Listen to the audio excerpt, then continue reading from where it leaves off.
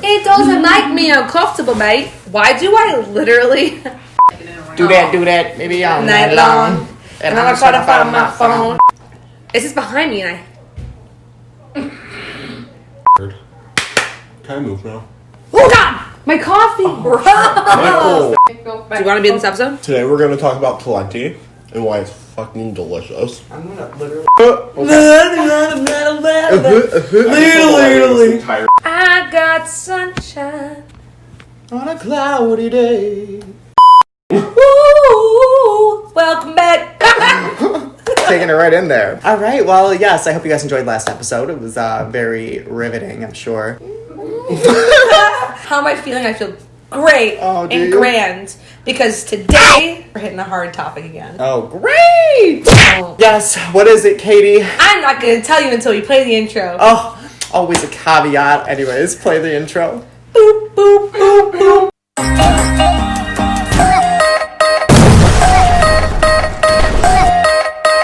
If someone, like, I'm a little right? But, like, if someone was coming at me, I think I could handle my own.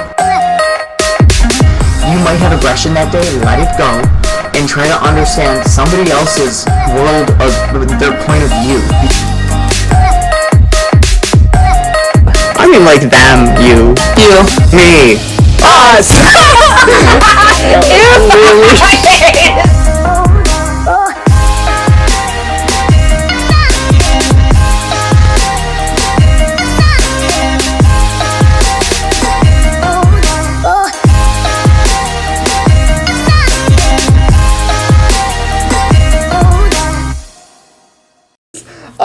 Welcome back. So, Katie, you left us with a cliffhanger. What are we talking about this week? We're going to talk about, drum roll please, police brutality. We can't do it alone. No, we can't. So we recruited another little happy helper to come and talk to us. Nicole! Yeah! Okay, so today we're talking about police brutality. Yes. And I would like to know how you feel individually about it. Well, I'm going to start with Nicole because I have feelings. You can go first, then I'll go, then Michael goes. Mike's going to talk for 25 True minutes. as fuck. Okay. Just, first of all, blue lives don't exist. True. Just throwing that out there. You can't equate a job to racial identity. Mm-hmm. You don't get pulled over for being a cop. First of all, I just want to say this. To police means to protect and serve. If you're working in the government, or you get like a mayor position, or you are, just a police officer or anything like that, you are a servant, a public servant. Literally in your title. You're not supposed to. We were just talking earlier about police getting free coffees and stuff and just everybody waving them off. You could get in trouble for not giving a police officer free stuff. What I learned in school from a former police officer was that if you take anything for free, it's kind of almost like a bribe. But it's not really a bribe. It's just, on the consumer aspect, it's just giving someone that's supposed to help you free stuff. But that's like, okay, let's say someone gets a free coffee, right? If anything ever happens at that coffee place or whatever, they're going to expect the cops to come like right there, right then, because they gave you free stuff. Mm-hmm. So it's like a tit for tat, like a trade. Which is definitely not how it should work. Especially cops. You're not supposed to be receiving like gifts and bribes and praise.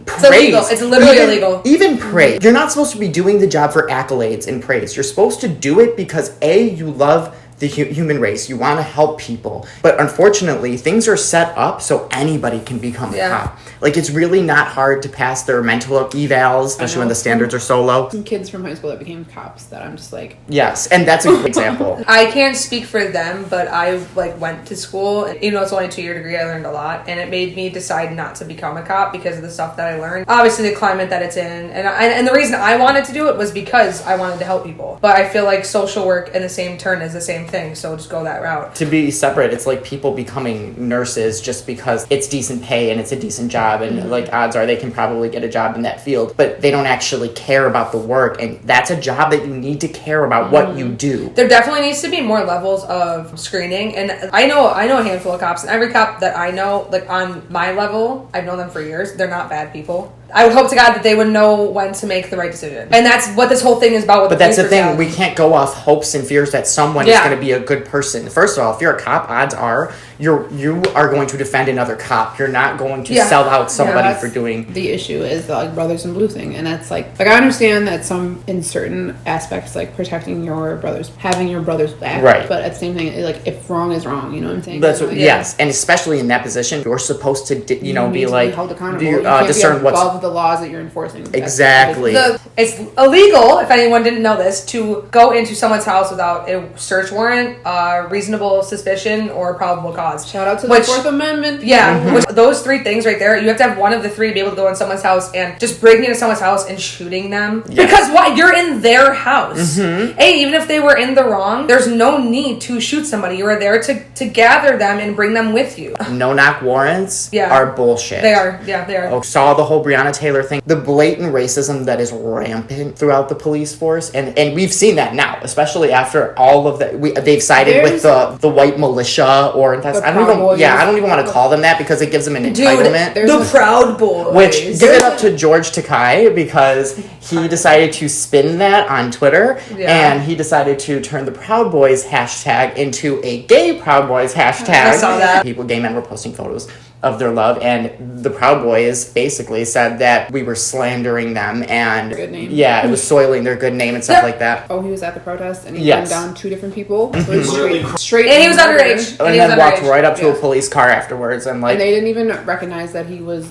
They didn't. Or police car replacement. There's no double standards, and there's no justice being done, and there's no one to check them. They are the law. It's very unjust, and I think that there are other ways to go about policing than just sending out these people who don't go through a lot of evaluations, who don't really give a damn. Sometimes they're doing it just for the power. Do you have any idea? First of all, with how mentally unstable our society is, the amount of guys with a huge amount of toxic masculinity and aggression that get into police force looking for power, looking for dominance. They don't care about respect. There's 2 different technical types of policing, and it's community policing and crime fighting. The community policing is when you go out into the community, you recognize the neighborhood that you're in, because you're going to be in the same district for a while, and you try to gather everyone together, let them know that you're there for them, like help them out, XYZ. And crime fighting is people that get into it for literally the wrong reasons, but with like that Batman agenda. Yeah, like it's like but they think they're fighting crime, but they're not really fighting crime at all, and they're just hopped up on energy and masculinity. And I'm tired of the talking point, it's a dangerous job and we should appreciate them and we're so lucky to have them, and it's like, first of all, you chose that. It is not, that's why blue lives don't matter, because you do not do it. Yeah, it's not like you're forced to do it. You chose that career path. Great that you want that if you want to put your life on the line for other people, that's an amazing thing, but you don't do something to get praise back for it, especially something like that. Also, I hate that narrative when it comes to like Ferguson and stuff like that, like Mike Brown. That man, how many different cases have there been where like men are shot down, gunned down in the back? Why are you a police officer and shooting someone in the back and then you're like, oh, I was scared for my life? He was running away from you, so why are you scared for your life? Or if you're scared for your life, like maybe reconsider your job. Pulling a gun should not be your first instinct. I've always feared the police, though, in a way. Scary. Like, I'm always intimidated by a cop. I know they're going to be jerks in areas like this, where it's like a suburb, and they are bored and have nothing to do. Well, and they have quotas to fill. So, like, they have to go out a certain number. The beginning, end of the month. Yeah, they have to have a certain number, which is so fucking bananas. Yeah. You have to punish people. Like, you have a required amount to punish. Like, that's ridiculous. It's like, okay, if there's nothing going on that day, like, that's it. Like, you know, so you don't have to do your duty. Like, So, also, they're not even wearing body cameras. Like, they're turning them off. That's illegal. Yes, but there's no enforcement. Right, there's no enforcement. They can turn their body cameras off. Always record now. Yeah. Like, if you can, at this rate, you never know. And cops are now because of the tension, cops are more afraid. So their hand is always here. I think that we've reached such a high tension point that cops are just escalating situations now. Yeah. Like the protests, for example. Most of the protests were peaceful until cops got there. You want to know something? And might be my conspiracy theory.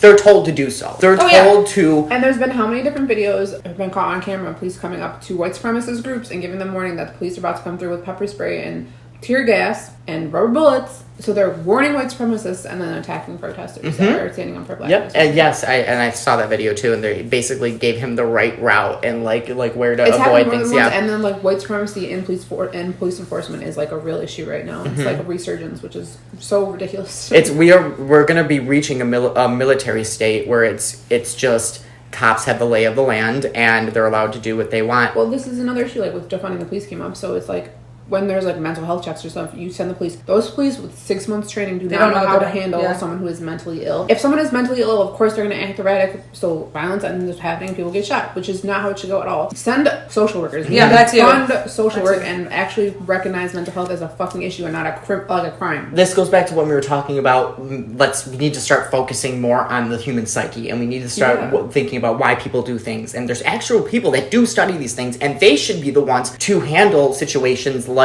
people with mental disorders or suicidal people, or, you know what I mean? There's different people that you should be able to, obviously, if you want to call 911, then they dispatch you to the right person to handle what's going on. To be fair, most crime comes from a lack of. So, like, poverty, obviously, is a fucking precursor to crime.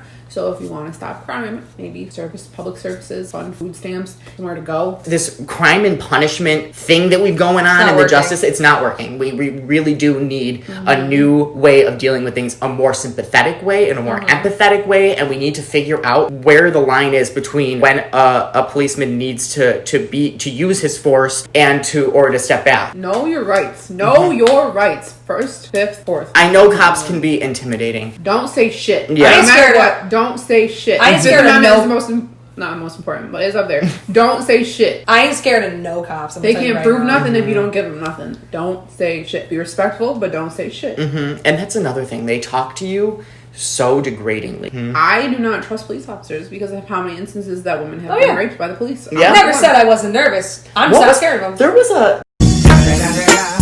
It's the motherfucking Eagle Double G. Snoop Dogg. I mean, on that note, just know your rights. Yeah. If you have any lawyer friends, talk to lawyer friends. Do not Google all your answers. Read an actual book about law. Try to get a hold of the fire department over the police if you can. If it's a situation that Mike's they don't need to handle. Honestly, the fire department will get there a lot faster. And when you ever heard "fuck the fire department"? Mike, what do we have to tell everyone to do? Oh, like, share, comment, subscribe. Click that little dingly bell up in the corner. Touch that little dingly bell. And make sure you notify yourself when we upload, because quite frankly, you don't want to miss this content. It's fire. I promise we are going to do some fun stuff. You're going to experiment with us, but I think that's what we've been doing from the start. So thanks for tagging along with us. And we will see you later. This has been Brutally Honest. Right. Peace. Peace and blessings.